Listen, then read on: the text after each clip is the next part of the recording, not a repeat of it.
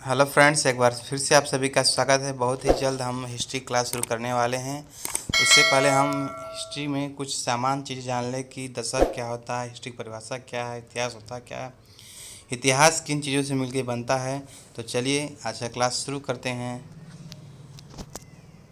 Lucent publication की book है और हम पढ़ रहे हैं प्राचीन इतिहास, यानी इतिहास प्राचीन नहीं, इतिहास से कॉमन चीज़ें पढ़ रहे हैं हम। इतिहास की व्युत्पत्ति। इतिहास संस्कृत भाषा के 3 शब्दों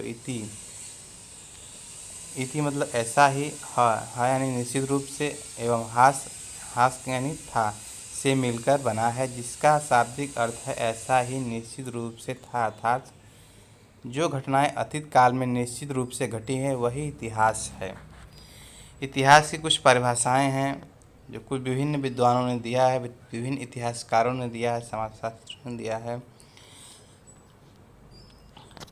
इतिहास सामाजिक विज्ञान की वह शाखा है जिसकी तहत अतीत काल की घटनाओं या उससे संबंध रखने वाले व्यक्तियों का कालक्रमानुसार अध्ययन किया जाता है। यह इतिहास की परिभाषा है।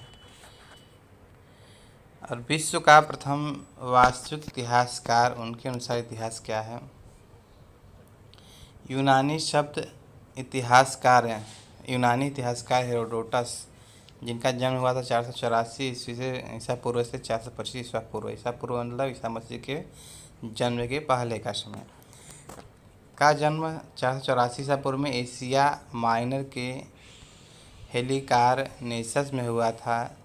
उसकी एकमात्र रचना का नाम है 430 ईसा पूर्व में रचित द हिस्ट्रीज, द रिसर्चेज या द इंक्वायरीज के नाम से जाना जाता है। हिस्ट्री यूनानी ग्रीक शब्द हिस्टोरिया से बना है, जिसका शाब्दिक अर्थ है शोध या गवेषणा से प्राप्त ज्ञान।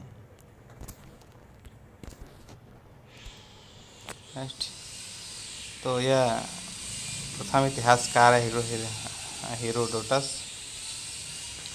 उसके बाद इतिहास की प्रसिद्ध परिभाषाएं हैं।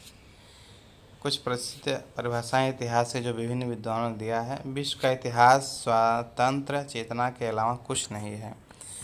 ये इतिहास की परिभाषा किसने दिया? हेगेल महोदय ने। उसके बाद है कुछ परिभाषाएं और देखते हैं। जैसे कार्ल मार्क्स कहते हैं कि इतिहास अपने आप को दोहराता है, पहले त्रासदी के रूप में, बाद में प्रहसन के रूप में। बड़ा अनजान परिभाषा लग रही है इनकी। उसके बाद एक इतिहासकार कह रहे हैं सभी इतिहास विचारों का इतिहास है।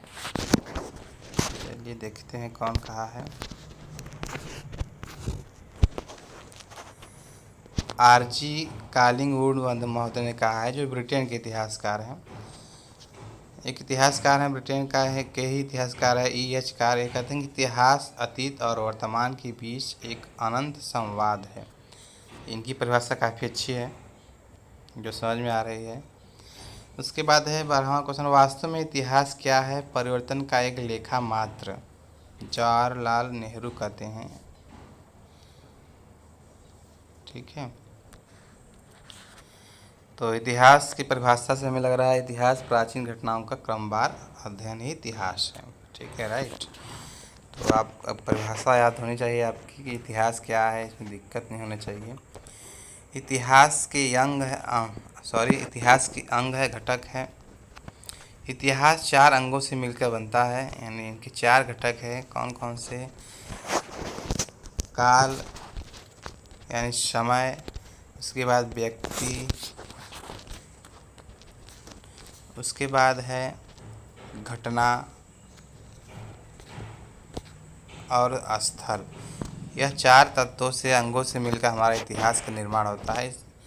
यानी इतिहास घटित हो रही नहीं, 4 कारणों से, 4 अंगों की वजह से इतिहास घट रहा है। ठीक है, अब देखिए आगे है ईसाई संवत या सन क्या होता है। ईसाई संवत में ईसाई धर्म के प्रवर्तक ईसा मसीह की कल्पित जन्म तिथि को आधार बनाकर वर्ष की गणना की जाती है। आरंभ में यह माना गया कि 25 दिसंबर 1 ईस्वी को ईसा मसीह का जन्म हुआ। हालांकि बाद में इस शोध से पता चला कि ईसा मसीह का जन्म 25 दिसंबर 1 ईस्वी को न होकर 25 दिसंबर 4 ईस्वी को हुआ। सर्वप्रथम सिथिया माइनर के पादरी डायोनिसियस एक्सिगुअस उर्फ डेनिस द लिटल, जो सन है 470 से 544, 470 से 544 में 527 में ईसाई संवत का प्रवर्तन किया। ठीक है, यानी ईसा मसीह का जन्म करीब माना जाता था 1 ईस्वी को हुआ है, पर हुआ एक्चुअली 4 ईस्वी को। पर गणना के आधार पे कि गणना करने में आसानी हो, सन 1 ही ईस्वी को माना जाता है आधार कि सन 1 में ईसा मसीह का जन्म हुआ है। इसके पहले की घटनाओं को हम ईसा पूर्व कहेंगे और इसकी बाद घटनाओं को हम क्या बोलेंगे, ईस्वी। ठीक है, आगे वही चीज़ होगा। चलिए पढ़ते हैं। वर्तमान में विश्व में इस संवत का प्रयोग सबसे अधिक होता है। ईसा मसीह के जन्म के पूर्व की सभी तिथियां ईसा पूर्व, ईसा से पहले के रूप में जानी जाती है, जबकि ईसा मसीह के जन्म के से आरंभ होने वाली सभी तिथियां ईसा के समय में के रूप में मानी जाती है, यानी ईस्वी। राइट, इसको छोड़ते हुए हम आगे बढ़ते हैं।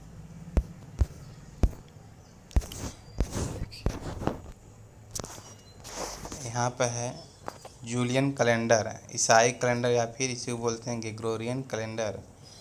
ठीक है, 46 पूर्व में प्रवर्तन और 527 पूर्व में प्रवर्तन और 582 ईसा में प्रवर्तन। यानी कैलेंडर जो ईसाई कैलेंडर का विकास हुआ है, पहले इसको बोला जाता है जूलियन कैलेंडर, से फिर ईसाई कैलेंडर बोला गया, फिर आगे बढ़ा तो ग्रेगोरियन कैलेंडर बना। ठीक है, ईसा पूर्व क्या होता है? ईसा पूर्व का मतलब होता है बिफोर क्राइस्ट। ठीक है, बिफोर क्राइस्ट यानी BC। बिफोर क्राइस्ट का संक्षिप्त रूप है। यह अंग्रेजी शब्द जिसका अर्थ है before the birth of Jesus Christ, यानी ईसा मसीह के जन्म के पहले। उदाहरण के लिए है 563 ईसा पूर्व में महात्मा बुद्ध का जन्म एवं 483 ईसा पूर्व में निर्वाण मृत्यु हुआ। तो इसका अर्थ हुआ कि ईसा मसीह के जन्म के 5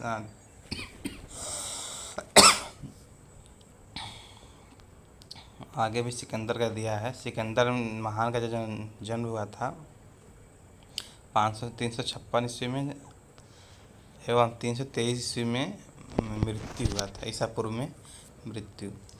तो यहाँ पे देखिए महात्मा बुद्ध का जो जन्म हुआ 563 ईसा पूर्व, इसका मतलब जो ईसा मसीह का जन्म हुआ सन 1 में और सन 1 से इतने साल पहले 563 साल पहले। ठीक है, और ईसा पूर्व में जो घटनाएं, जो अंक कम होगा वह बाद की घटनाएं होंगी।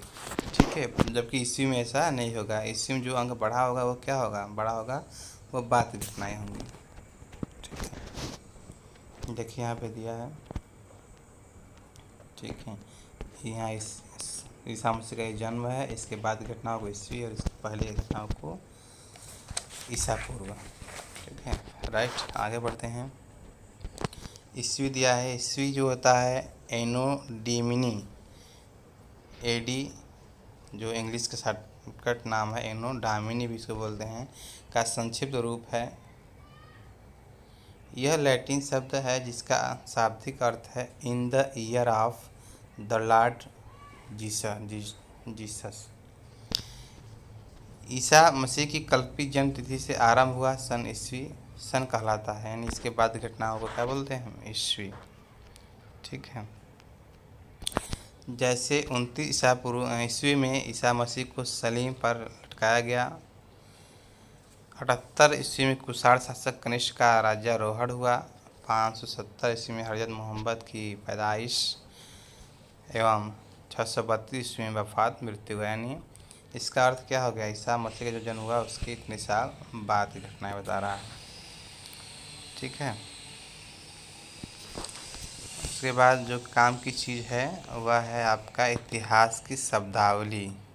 क्या, इतिहास की या समय की शब्दावली। जैसे दशक क्या होता है, पूर्वार्ध क्या होता है, उत्तरार्ध क्या होता है, सहस्त्राब्दी क्या होता है, शताब्दी क्या होता है। ठीक है, तो चलिए दशक जानते हैं। दशक क्या होता है? दशक 10 वर्ष की अवधि। दशक मतलब 10 वर्ष की अवधि। पूर्वार्ध मतलब 50 सदी का पहला 50 वर्ष अर्थात 1 से 50 वर्ष तक की अवधि। उत्तरार्ध मतलब सदी का दूसरा 50 वर्ष अर्थात 51 वर्ष से 100वें वर्ष तक की अवधि। सदी या शताब्दी का अर्थ होता है 100 वर्ष की अवधि। सहस्त्राब्दी का मतलब क्या होता है? 1000 वर्ष की अवधि।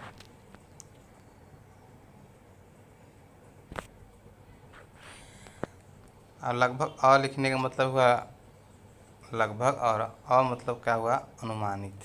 ठीक है, यह इतिहास में शब्दावली प्रयोग होता है।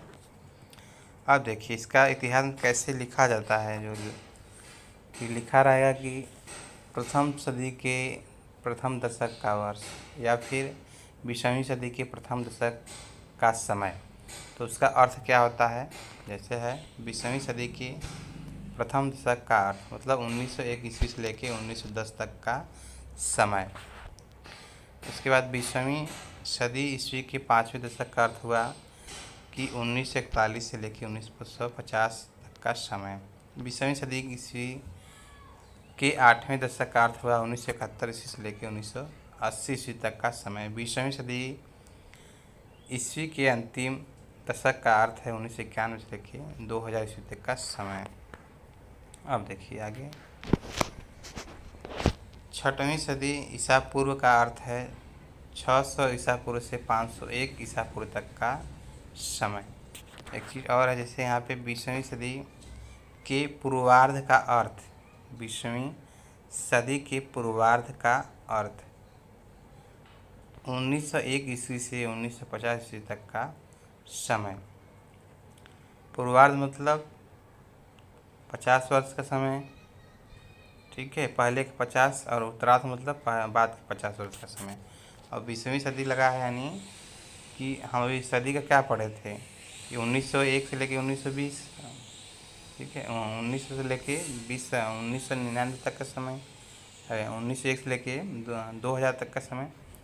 तो वही क्या उसका शुरुआत का समय 1901 से लेके 1950 तक का समय। ठीक है, 6वीं सदी ईसा पूर्व का अर्थ 600 ईस्वी से लेके 500 ईस्वी तक का समय। चौथी सदी ईसा पूर्व का अर्थ 400 ईसा पूर्व से लेके 300 ईसा पूर्व तक का समय। द्वितीय सहस्त्राब्दी ईसा पूर्व का अर्थ, द्वितीय सहस्त्राब्दी मतलब 2000 और उसके पहले का 1000 साल, तो 2000 ईसा पूर्व से लेके 1001 ईसा पूर्व तक का समय। राइट। प्रथम सहस्त्राब्दी का मतलब 1000 ईसा पूर्व से लेके 1 ईसा पूर्व तक का समय। ठीक है, उसके दिया प्रथम सहस्त्राब्दी ईसा का अर्थ 1 ईस्वी से 1000 ईस्वी तक। ठीक है, तो ईसा पूर्व में इसका उल्टा हो जाएगा और इसी में ईसा पूर्व का उल्टा। द्वितीय सहस्त्राब्दी ईसा का अर्थ होगा 1001 ईस्वी से लेकर 2000 ईस्वी तक का समय। तो यहाँ पर आपको कोई दिक्कत नहीं होनी चाहिए। पूर्वार्ध दशक का समय, पूर्वार्ध के समय, उत्तरार्ध के समय, सदी का अर्थ। ठीक है, सहस्त्राब्दी का अर्थ क्या होता है। ठीक है, ये सब इतिहास में आपको मिलेगा, तो दिक्कत नहीं होनी चाहिए कि समय निर्धारित करने में कि कौन से समय की बात हो रही है। ठीक है, अब देखिए यहाँ पे है ईस्वी संवत या विक्रम संवत। ईस्वी संवत को विक्रम संवत में रूपांतरित करने अर्थात बदलने के लिए ईस्वी संवत में 57 जोड़ दिया जाता है। जैसे 2013 ईस्वी को विक्रम संवत में रूपांतरित करने के लिए 2013 में प्लस क्या जोड़ देंगे? 57, तो हो जाएगा 2070। ठीक है, ईस्वी संवत का ईस्वी संवत में ईस्वी संवत का संख संवत में अगर बदलना हो तो कैसे करेंगे? ईस्वी संवत को संख संवत में बदलने के लिए ईस्वी संवत में से 78 घटा देते हैं, तो 2013 ईस्वी को संख संवत में बदलने के लिए 2013 माइनस क्या कर देंगे? 78। ठीक है, तो हो जाएगा 1935। इसके बाद दिया है विक्रम संवत का ईस्वी संवत में परिवर्तन। तो इसमें हम क्या करेंगे, विक्रम संवत में हम -57 घटा देंगे, 57 घटा देंगे तो हो जाएगा 2013। अगला शक संवत का ईस्वी संवत में, तो शक संवत जो होगा जैसे 1935 है तो इसमें क्या करेंगे, हम 78 जोड़ देंगे। ठीक है, उसके बाद तिथि निर्धारण की पद्धतियाँ हैं, तो ये आर्कोलॉजी का विषय है, हो गया है, बन जा रहा है। ठीक है, तो इसको इस सब चीज़ों को हम बाद में पढ़ेंगे, फिलहाल ये बेसिक चीज़ें आप जानते रहिए।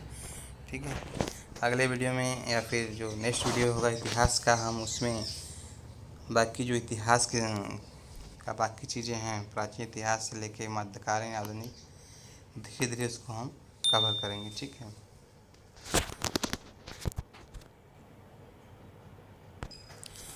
उम्मीद है कि आपको यह वीडियो अच्छा लगा होगा और आप ज़रूर इस वीडियो को देखने के बाद वीडियो को लाइक, सब्सक्राइब और शेयर ज़रूर करेंगे। Thank you, thanks for watching.